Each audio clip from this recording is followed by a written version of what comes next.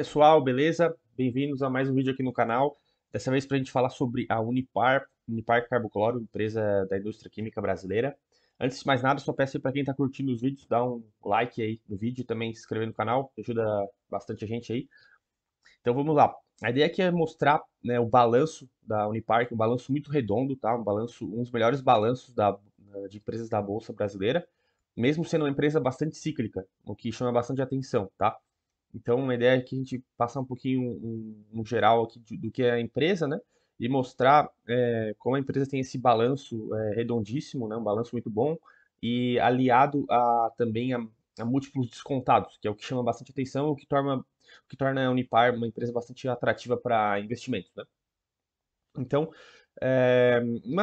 um resumo geral do que a empresa faz, né? A empresa é uma indústria química, né? Que ela tem aí como os principais produtos o PVC, soda e cloro, né? Então ela tem 3 plantas industriais, 2 no Brasil e uma na Argentina. Isso é um detalhe que tem que ter também em consideração, tá? É um investimento que vai estar um pouco exposto à Argentina. A planta argentina tem uma relevância de em torno de 30% em termos de capacidade instalada e receita da empresa, tá? Então tem que ter isso em mente. Mas a empresa aí já tem, né, as suas proteções aí para não sofrer com a conjuntura da economia argentina, tá? Então, basicamente também outra coisa que tem que ter em mente aqui é que vai ser uma empresa muito cíclica porque ela depende do preço de commodity, do preço do PVC principalmente, tá? Então, vocês sabem que o preço de commodity pode variar muito de acordo com o ciclo econômico, né? Então, o resultado da empresa ele vai ser potencializado quando o preço da commodity está mais alto e ele vai cair, né? Quando o preço está mais baixo. Mas o que chama atenção aqui da Unipar é que mesmo em ciclos de baixa de preço de commodity, ela continua dando resultado, porque ela tem ela é um negócio muito leve, ela não precisa de investir muito em capital para gerar esse resultado, tá? Então ela tem uma boa capacidade instalada, uma boa estrutura, e aí ela vai dar lucro mesmo até em ciclos de baixa, tá? Mas óbvio que, como eu vou mostrar aqui, ele pode, né, variar bastante, tá? Bom, então primeiro aqui a gente olhar, né, eu abri o Fundamentos aqui, ferramenta para a gente analisar ações, junto com o Status Invest, acredito que é uma das melhores aí. Então a gente coloca o Unipar, Unip3, tá? O ticket aqui da ação ordinária da Unipar. Lembrando que a Unipar tem a ação 5 e 6, né, que são as preferenciais, mas eu recomendo sempre comprar a ação ON, né, ordinária, sempre a 3, porque é a mesma que os controladores têm. Então, em caso de alguma aquisição, algum M&A que a empresa faça, tu vai receber a mesma proposta ali, ou muito parecida com a que os controladores estão recebendo, tá? Então, tu nunca vai ser passado para trás como minoritário. Se tu compra preferencial, eles podem te ofertar um valor muito mais abaixo, né? Tu não tem a mesma ação que o dono da empresa tem. Então, basicamente, tu não está protegido e tu não está alinhado com o interesse dele, tá? Então, compra sempre a ordinária, não importa se vai ganhar mais ou menos dividendo, importa que tu tá alinhado com o que o controlador está querendo fazer, tá? Então, a gente pode olhar aqui que o valor de mercado dela é em torno aí de 7 bilhões, tá? É uma empresa que não é muito grande, tá? Ela é quase uma small cap, ela era uma small cap antes, como valorizou, já passou um pouco.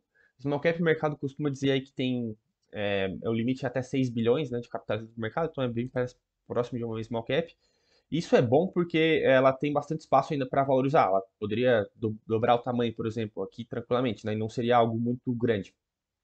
Para ter uma ideia aí, só de valor de mercado, os bancos, né, Itaú, Bradesco aí, eles têm mais de 100 bilhões de valor de mercado, né, para ter uma ideia, é muito maior. E uma Hapvida, por exemplo, que é uma empresa grande, tem mais de 25 bilhões de valor de mercado, tá? Então, 7 bilhões é um tamanho aí entre pequeno para indo para médio, tá? Então, isso é bom porque tem bastante espaço ainda para a empresa, né, crescer o valor de mercado sem ser uma empresa gigante, né, que não tenha mais espaço para crescer, tá? Então, o que a gente vai mostrar aqui primeiramente, acho que chama atenção aos baixos múltiplos, né? Preço-lucro em torno de 6 vezes, que é um múltiplo bem razoável, dado que o lucro pode crescer, né, ao longo do tempo. Esse múltiplo pode, se a ação não subir, ele vai cair muito e fica muito atraente, tá? Preço-valor patrimonial em linha aí com empresas do setor industrial. Um EV/EBITDA baixíssimo, né? 3 vezes aí, muito baixo mesmo. É muito difícil achar uma empresa que dá lucro e cresce lucro, né? Pode crescer lucro aí em ciclos de alta com esse nível aqui. O mercado pagando 3 vezes o EBITDA, tá? Anual. É muito baixo mesmo. Normalmente aí tá acima de 5, vai estar oscilando em 5 a 10 vezes, empresas boas. Então tá bem descontada a empresa. E o que chama atenção é esses múltiplos descontados aliados a lucratividade muito boa. A gente pode ver aqui o ROIC e o ROI, eles são altíssimos, na casa aí de 40 a 50%, o ROIC de 50% quase, né? É muito difícil achar empresa que tem esse nível de rentabilidade, tá? Normalmente o ROIC bom já vai ser acima de 15%, né? Que é acima do custo de capital, acima do que é a outra opção de investimento, que é o título público, né? Então, acima do rendimento de título público já é considerado um ROIC atraente, significa que a empresa, como ela não emprega capital, ela gera um bom resultado.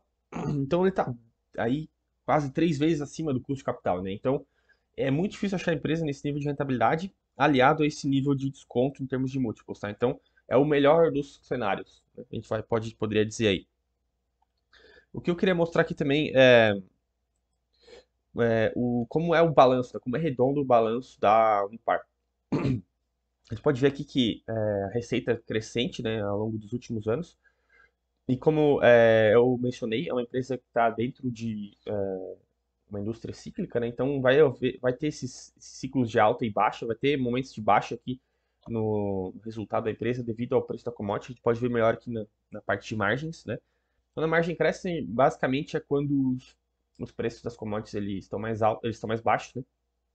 E aí, obviamente, a empresa vai vender, vai ter mais dificuldade aí na venda e vai ter um aperto na margem, né? Então a gente pode ver que teve algum período que a margem caiu bastante, mas o que é bom ver aqui é que mesmo nos períodos piores, cíclicos, assim, para o setor, para a empresa, ela ainda assim tem a margem EBITDA positiva.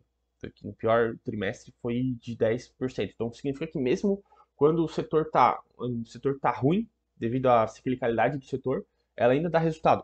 Então, normalmente, indústrias cíclicas, em momentos que o ciclo do mercado da indústria dela tá ruim, ela normalmente vai dar um resultado até negativo, porque ela tem toda aquela capacidade instalada lá, que é um custo fixo, o preço da commodity está muito baixo, então ela vende por muito pouco e vai dar um prejuízo. Mas aqui mesmo assim, em ciclos ruins, ela consegue ter resultado positivo. Isso é muito interessante. Tá? Aqui, então, é o resultado da empresa, o EBIT, né? Tudo que ela gera de resultado antes de pagar a dívida. Mostra que a ciclicalidade, mas como ela vem aumentando, né? Porque tem aumentado a capacidade instalada nos últimos trimestres e, e sempre positivo, né? Sempre dando resultado. Aqui o resultado financeiro, dá para ver que ela usa sempre um pouco de dívida, né, para manter o crescimento aí, aumentar um pouco as plantas e tal. Mas controlado, é muito saudável a empresa ter um pouco de dívida para ela poder crescer mais rápido, né, e crescer com um custo de capital mais baixo, porque a dívida custa menos que o custo de capital do acionista. Então, é importante é saudável a empresa ter um pouco de dívida. E como que a gente vai medir isso? Já pegar esse custo financeiro maior que ela teve em um trimestre, cada barra aqui é um trimestre, né? Então, de 400 milhões aqui, a gente pode ver que ela gera de EBIT muito mais que isso, na faixa de 2,2 bi aqui. Então, ela gera de resultado muito mais do que ela tem que pagar de dívida aqui cada trimestre.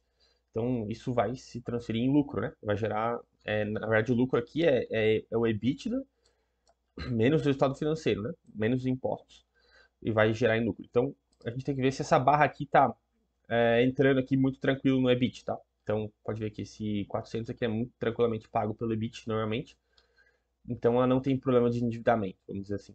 Ela tem lucro recorrente. E paga dividendo, que é a barra verde aqui, são os proventos.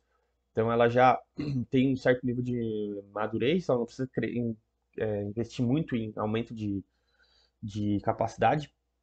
Ela já fez os seus investimentos, né? Não tem tanto interesse em aumentar a planta, se não me engano, tem mais um plano de fazer uma planta nova no Brasil e né, está no começo, mas é muito bem calculado pela empresa, né, para não fazer nada fora aí do alcançável com os pés no chão. Então a empresa já tem capacidade de distribuir bastante dividendos aqui, tá? Então é isso que eu queria mostrar. O balanço é muito redondo aqui. Aqui dá para a gente ver também, ó, aqui a apresentação de resultados da Unipar no primeiro trimestre de 2023. Aqui dá para ver bastante o que eu quis dizer aqui em relação a EBITDA ser muito mais baixo quando o ciclo está ruim, mas ainda ser positivo. né? Porque o quarto trimestre de 2022 foi um trimestre pior em termos de mercado, devido ao preço da commodity, do PVC e do setor. Então ela teve um EBITDA bem mais baixo do que o primeiro trimestre de 22, por exemplo. Bem abaixo, mas ainda assim é positivo e com margem de 20%. Tá? Então, assim, dos piores trimestres que a empresa pode ter, ela vai ter uma margem EBITDA de 20%, e como a dívida dela é tranquila, ela consegue pagar a dívida tranquila e ainda dá lucro no pior dos cenários. A gente vê aqui que já, como o cenário melhorou, ela já teve uma EBITDA quase 2 vezes maior aí, no primeiro trimestre de 23. Então, não te assusta se o resultado trimestral vier muito diferente, que ele vai vir, ela pode vir com resultado a metade do resultado do trimestre anterior em termos de EBITDA, ou o dobro, o triplo do anterior. Isso pode acontecer pela ciclicalidade e pelo risco do negócio. Então tem que estar bem ciente do risco, tem que investir numa empresa de indústria química, mas tem uma certa segurança porque a gente pode ver que nos piores trimestres, mesmo assim, o resultado é positivo, tá? Ela vai só entregar menos resultado, mas não vai ser prejuízo. Ela tem uma estrutura muito bem armada ali para ter um negócio leve. Não precisa de um custo fixo muito, um gasto em capex muito alto, né? Recorrente. Então, é isso. Eu queria mais mostrar aqui como a Unipar é uma empresa redondíssima. É muito difícil achar uma empresa do setor de indústria, assim, setor industrial, principalmente químico, que tem esse balanço leve. Então, o investidor pode ficar bem mais tranquilo. A empresa é leve. Se vier um ciclo de alta aí, vai dar bastante resultado. A gente pode ver no histórico das ações aqui que uma empresa cresceu nos últimos anos, né? Quem entrou lá atrás, em 2016, multiplicou muito o capital, de 2 foi para 60, né? O preço, 70. Então, é sim um negócio interessante. Outro detalhe interessante é que o Barsi, né? O Barsi ele tem 20% do capital da Unipar. Ele foi comprando aí na pessoa física e tem que respeitar o Barsi, né? E se ele está no negócio, significa que o negócio chama atenção. E acho que vale a pena o estudo aí da empresa, sempre com olho no risco, né? Considerando o risco que pode ter, pode oscilar bastante aqui, como a gente pode ver, o preço, mas é sim um dos melhores balanços mais redondos aí da Bovespa, beleza? Olha, pessoal, fico por aqui, na próxima a gente faz uma outra análise, talvez mais profunda aí de Unipar. E agradeço aí e não esquece de dar o like e ajudar o nosso trabalho.